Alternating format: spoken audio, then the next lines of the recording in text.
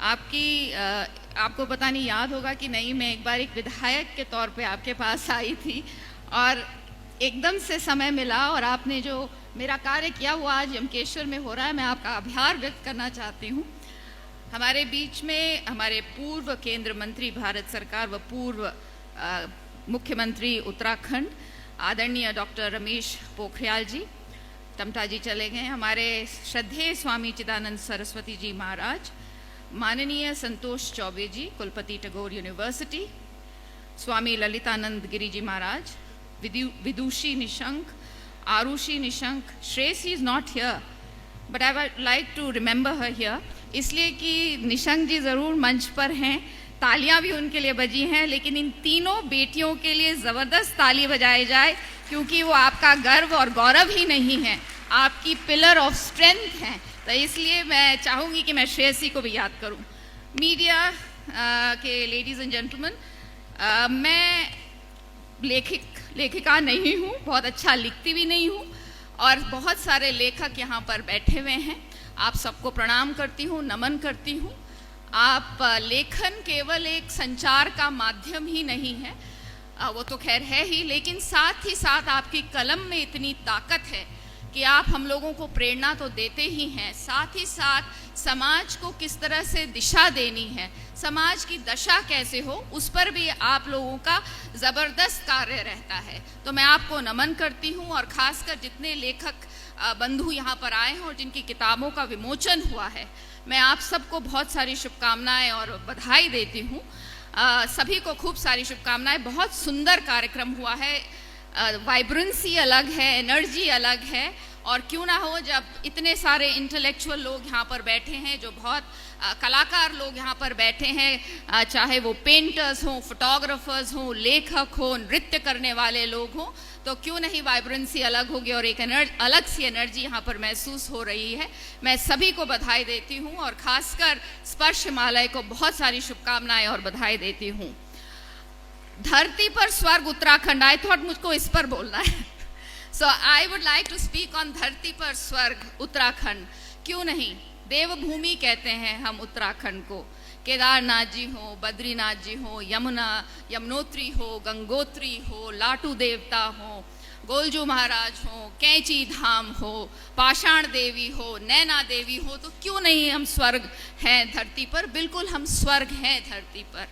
साथ ही साथ अगर आप प्रकृति को लीजिए, यहाँ हर तरह की चीज़ है। अगर हमारे पास नदियाँ हैं, गंगा है, यमुना है, तो हमारे पास हिमालय है, हमारे पास नंदा देवी है, हमारे पास चौखंब है, तो ऐसी बहुत सी, हमारे पास बुग्याल है, मेडोस है जिसे हम कहते हैं, जो कि इस पूरे प्रदेश को बहुत सुंदर ही नहीं बनाती हैं पर धरती पर स्वर्ग भी बनाती हैं। साथ ही साथ एक चीज़ ज़रूर कहना चाहूँगी, बचपन से मैं देखती आई हूँ, हम नवरात्रों में 9 दिन ज़रूर पूजा करते हैं देवी की, लेकिन उत्तराखंड में मैंने ये देखा है कि 365 दिन उस बेटी का, उस महिला का सम्मान होता है। और आज से नहीं, मैं बचपन से जब पौड़ी और नैनीताल आती थी, मेरा ददिहाल जो है वो पौड़ी है और ननिहाल नैनीताल है, मैंने बहुत ही सशक्त महिलाओं के साथ अपना जो जीवन है वो शुरू किया है। ज़बरदस्त सशक्त महिलाएं जो कि उस वक्त की समस्याओं को लेकर आगे बढ़ती थी। तिलू रौतेली जैसी कहानियों को, जो महिला थी, उनकी कहानियों को सुन सुनकर हम बड़े हुए हैं। तो अगर आप उत्तराखंड को कहते हैं कि स्वर्ग है धरती पर, तो ये भी एक उसका एंगल है जहां महिलाओं का ज़बरदस्त सम्मान ही नहीं रहा है। महिलाओं ने इस उत्तराखंड को स्वर्ग बनाने के लिए बहुत सारी कुर्बानियां दी हैं, बहुत सारे कार्य किए हैं। अगर मैं उत्तराखंड जो हमें 2000 में मिला, उसके आंदोलन के लिए भी हमारी बहनों ने लट्ठी खाई, डंडी खाई और बहुत मेहनत की है। तो ये एक मुझे बड़ी खुशी होती है जब मैं देखती हूँ कि हमारी महिलाएं जो हैं, शुरू से 70 के दशक से आप आज इन्वायरमेंट, हम बात करते हैं इन्वायरमेंट की, गौरा देवी को याद करिए जिसने चिपको मूवमेंट जो है वो 70 की दशक में शुरू किया। टिंचरी माई ने हमारी अल्कोहल के खिलाफ, शराब के खिलाफ उन्होंने एक भयंकर यहाँ पर एक इस तरह का माहौल क्रिएट किया जो कि बहुत आवश्यक था उस वक्त। अगर आज की बात करें तो हमारे पास भजेंद्री पाल हैं, हमारे पास माधुरी बर्थवाल जैसे लोग हैं, अनेक इस तरह के लोग हैं, अनेक इस तरह की महिलाएं हैं जो हमें प्रेरित ही नहीं करती हैं, पर इस प्रदेश को, इस उत्तराखंड को स्वर्ग बनाने में उनकी बहुत बड़ी भूमिका रहती है, बहुत बढ़िया वो लोग काम करती हैं।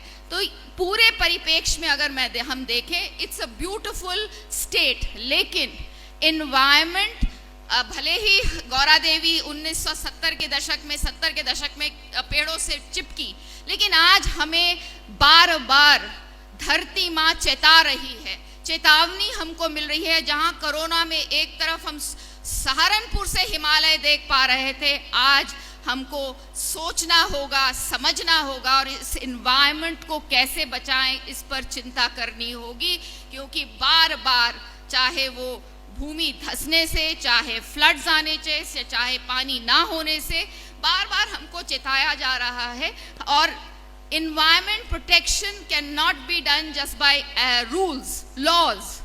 हमको जन भागीदारी करनी होगी। आप लोगों के साथ मिलकर ही सरकारें जो हैं वो इस सुंदर से प्रदेश को और खूबसूरत और सुंदर रख सकते हैं। हम सबको मिलकर प्रयास करना चाहिए कि अपने इस प्रदेश को और सुंदर कैसे बना सकते हैं। जो हम कहते हैं कि ये उत्तराखंड में ये स्वर्ग है, उसको हम किस तरह से कायम रख सकते हैं, इसकी चिंता करनी आवश्यक है और हम सबको मिलकर इस पर कार्य करना चाहिए।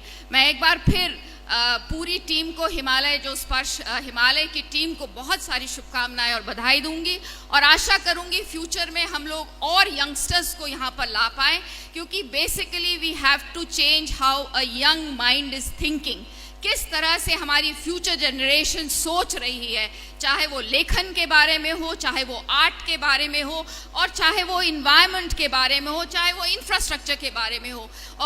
सेमिनार्स एंड वर्कशॉप्स जो इस तरह की होती हैं, एक बहुत सुंदर प्लेटफॉर्म है बच्चों तक पहुंचने तक, स्कूली बच्चों तक खासकर पहुंचने के लिए, ताकि हम उनके मस्तिष्क में ये बात डाल सकें कि क्यों बहुत ज़रूरी है अपनी रीति रिवाज, अपने कल्चर, अपनी परंपराओं के साथ जीवन को जीना, धरती पकड़ के रखनी है। हम अपने मॉडर्न हो, जिस तरह से आपको इंफ्रास्ट्रक्चर के माध्यम से मॉडर्न हो सकते हैं, लेकिन जो गूढ़ बातें, हमारी कल्चर, हमारी परंपरा, हमारे रीति रिवाज, हमारी भाषा, हमारी बोली, हमारे कपड़े, हमारे जेवर, इनको हमें नहीं भूलना है। और मैं चाहूँगी कि हम ज़्यादा से ज़्यादा लोगों को इस तरह की प्रोग्राम्स में इन्वॉल्व कर सके, so that we create a citizen who is going to be a good citizen not only for Uttarakhand but also for the entire country. Thank you for having me. Thank you very much.